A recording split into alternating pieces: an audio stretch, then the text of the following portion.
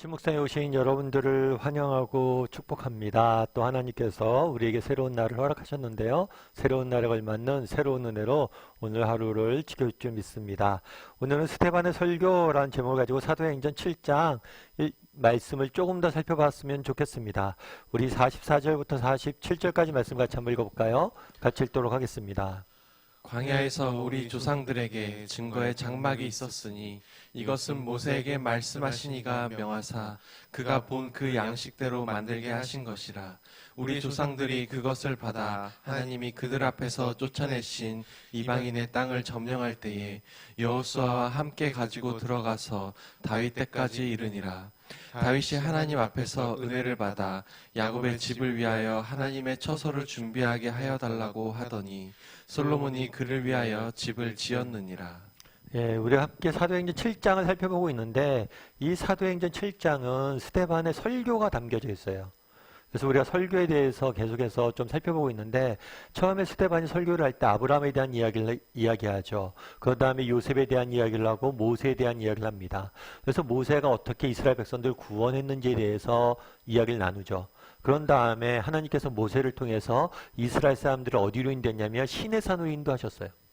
그래서 시내산으로 인도하셔서 율법을 주셨죠. 그래서 하나님의 백성이 이제 되었다면 하나님의 백성으로서 어떻게 살아야 될지에 대해서 법을 가르쳐 주신 거예요.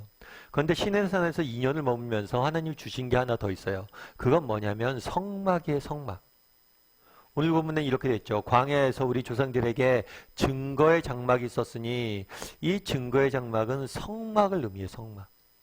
그럼 성막은 무엇이 어떤 곳이냐? 성막은 하나님의 임재의 상징이에요. 그래서 우리 성막을 지으면서 하나님께서 우리와 함께 하신다는 임재의 상징으로서 성막을 지었고 또 이 성막을 중심으로 신앙과 또 생활의 중심지가 되어졌어요. 뿐만 아니라 이 성막에서 하나님 예배하고 하나님께 제사 드렸죠. 그래서 성막은 하나님이 거하시는 하나님의 거처로 알려져 있는 하나님의 임재의 상징이었어요. 그래서 광야에서는 이 성막을 계속해서 가지고 이 성막에 이동을 하고 이 성막을 따라 길을 떠났던 거죠. 그런데 특별히 이 성막은 모세가 스스로 지은 게 아니에요. 하나님께서 이 성막을 짓도록 허락하셨고 어떻게 지어야 되는지에 대해서 하나하나 구체적으로 알려주셨죠. 그런 다음에 광야 생활이 끝나고 어디에 갔냐면 약속의 땅에 갔어요. 약속의 땅에 가서 도착한 다음에 다윗의 때에 어떤 소망을 했냐면 하나님 앞에서 은혜를 받아 야곱의 집을 위하여 하나님의 처소를 준비하게 하시고 그래서 다윗이 성전을 지으려고 계획을 세웠어요. 그런 다음에 실제로 이 성전을 완공한 건 언제냐면 솔로몬 때. 그래서 이 사실에 대해서 너희가 성전을 지금 성전에 모여서 신앙생활을 하고 하나님께 예배하고 있는데 이 성전이 어떻게 생겨났는지에 대해서 쭉 설명을 해준 거죠. 그렇다면 이 이야기를 왜 했을까요? 우리 48절부터 50절까지 말씀을 좀 살펴볼까요?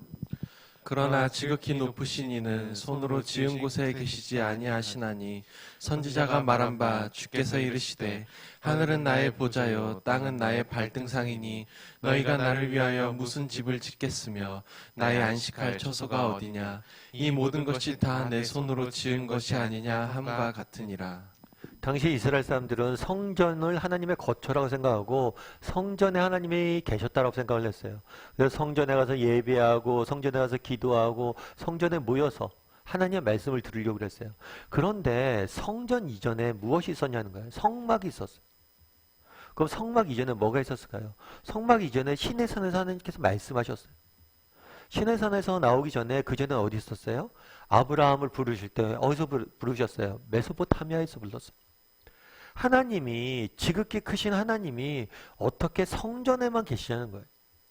성전이 있기 전에 성막이 계셨고 성막이 있기 전에 시내산에 계셨고 시내산에 계시기 전에 온 천하에 온 세상에 하나님이 계시지 않았냐는 거예요. 그럼 유대인들의 잘못은 뭐예요? 성전에만 하나님이 계시다고 이야기한다는 거예요. 성전에 계신 분은 하나님을 축소시켜 놨다는 거예요. 스데반이 이야기하는 게 뭐예요? 하나님은 성전에만 계시지 않는다는 거예요. 하나님의 백성이 있는 곳 어디에나 우리 하나님은 계시다는 거예요. 실제로 그렇죠. 나중에 성전이 무너집니다. 성전이 무너진 다음에 많은 사람들이 바벨론의 포로로 잡혀갔어요. 그럼 바벨론의 포로로 잡혀 성전이 무너지고 하나님이 거하시는 성전이 무너지고 바벨론의 포로로 잡혀갔다고 해서 하나님이 안 계셨나요? 아니요. 바벨론에도 계셨어요. 우리 하나님은 어디나 계시는 분이란 걸 이야기하는 거예요. 그런데 너희는 왜 성전에만 우리 하나님을 가둬놓냐는 거예요. 그럼 우리도 마찬가지죠. 우리도 정말 우리 하나님이 교회에만 계시지 않잖아요.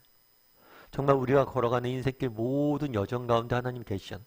가정에서도 일터에서도 우리가 가는 발걸음 어디 닿는 곳 어디에서나 세상 속에서 하나님이 계시다는 거. 그럼 여러분들이 이걸 믿냐는 거.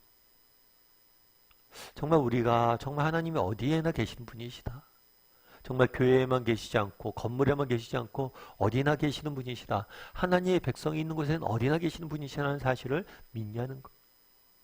그리고 또한 유대인들이 잘못한 것은 그 당시 유대인들이 잘못한 것은 하나님을 성전 안에만 가둬둔 것과 더불어 예수님을 너희가 십자가에 못 박았고 나로 하여금 성전을 모독했다고 이야기를 하는데 결국에 예수님을 뭘 한 거예요? 성전 모독죄로 십자가에 못 박은 거. 그런데 성전이란 게 건물이지 정말 하나님이 성전에만 계시자는 거. 그리고 예수님이 누구시냐는 거. 진정한 성전 되신 분이 예수님이란 거. 그날에 하나님께서 왜 그러면 하나님이 어디나 계시잖아요. 어디에나 계시는데 왜 성막을 짓고 성전을 짓고 이런 것들 짓게 하냐는 거. 짓게 한 이유는 이런 거겠죠. 원래 인간은 하나님과 함께 지내도록 지음받은 존재예요. 원래 인간은 언제든지 하나님 앞에 나가서 예배할 수 있고 하나님을 만날 수 있었어요. 그런데 인간이 죄를 지었죠. 그래서 마치 어둠이 빛과 함께 할 수 없는 것처럼 죄인인 인간은 하나님 앞에 나갈 수 없어요. 제가 정말 종종 말씀드리지만 정말 어둠 속에 동굴 속에 1년이고 2년이 또 있다가 햇빛을 보면 어떻게 됩니까? 눈이 멀어요. 정말 죄인인 죄악 중에 있는 죄인인 인간이 영원하신 선이시고 참된 선이신 하나님 앞에 나가게 되면 소멸될 수밖에 없어요. 죄인인 인간은 함부로 하나님 앞에 나갈 수 없어요. 그래서 성막을 통해서 성전을 통해서 하나님 앞에 나갈 수 있었던 거죠. 하지만 이제 더 이상 성전이 필요 없어요. 왜요? 예수 그리스도께서 뭘 하셨어요? 우리를 대신해 십자가에 죽으셨어요. 그래서 우리의 죄값을 완전히 치르셨어요. 그래서 우리가 우리의 죄값을 다 치르시고 예수님이 앉으셨던 의인의 자리에 우리는 앉을 수 있는 거예요. 그래서 우리는 언제든지 예수님의 피를 힘입어 예수님의 이름을 힘입어 언제든지 하나님 앞에 나갈 수 있는 거예요. 그래서 진정한 성전 되신 분은 누구냐? 예수님인 거예요. 그럼 성전을 왜 짓게 했냐? 오실 예수님의 예표로서 예수님은 성전에서 예배드리면서 기다리라고 성전을 주신 거예요.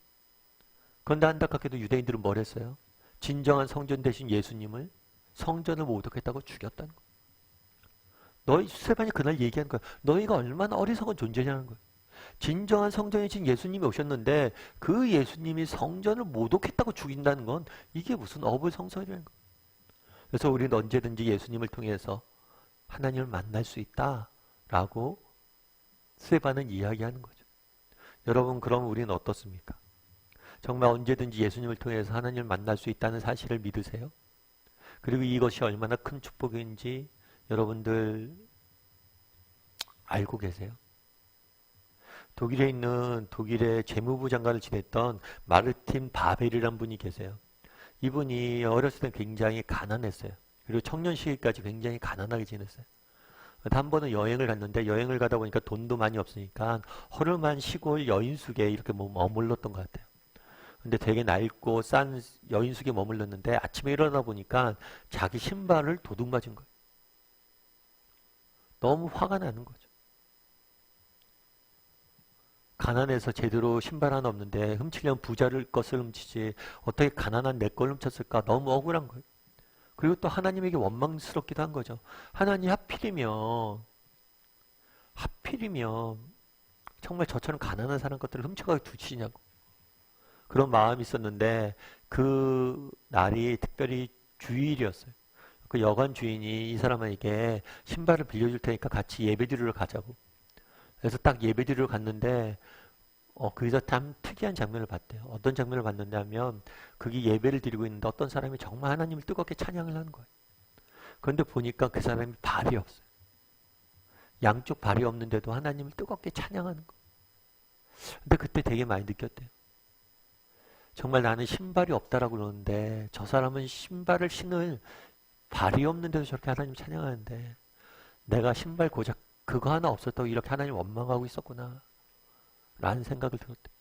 그리고 정말 자기가 감사할 것이 너무 많은데 감사하지 못했다 이런 이야기를 하더라고요. 우리도 생각해보면 그렇죠. 정말 하나님, 지극히 높으신 하나님, 전능하신 하나님, 그분 앞에 나갈 수 있다는 것이, 언제든지 나갈 수 있다는 것이 얼마나 큰 특권이고 축복이고 은혜. 그분 앞에 정말 나가서 기도할 수 있고 그분 앞에 나가서 우리가 정말 간구할 수 있다는 게 얼마나 큰 은혜. 그런데 우리가 그것을 알고 있냐는 거. 어쩌면 우리가 성전 되신 예수님, 정말 언제든지 예수님을 통해서 하나님 앞에 나갈 수 있다는 사실에 대해서 우리가 알고 있지 못하다면 우리 유대인과 똑같은 거죠. 여전히 성전 되신 예수님을 외면하고 있는 거죠. 그래서 한번 돌아봤으면 좋겠어요. 오늘 뭘 돌아보냐면 정말 하나님을 이렇게 만날 수 있다는 것이 얼마나 큰 은혜이고 축복인지 내가 정말 깨닫고 있는지, 정말 이것들을 안다면 우리 어떻게 돼요? 날마다 나가서 기도하고 하나님 만나야죠. 이것이 얼마나 놀라운 일이에요. 하나님을 만날 수 있다는 게, 기도할 수 있다는 게 그분에게 기도하면 그분이 들으시고 응답하실 거죠. 그래서 오늘은 내가 정말 하나님 만날 수 있다는 게 얼마나 큰 특권이고 축복인지를 알고 있는지, 깨닫고 있는지, 그리고 만난 사람인지 돌아보고 그런 사람이 되기를 주님의 이름으로 소원합니다.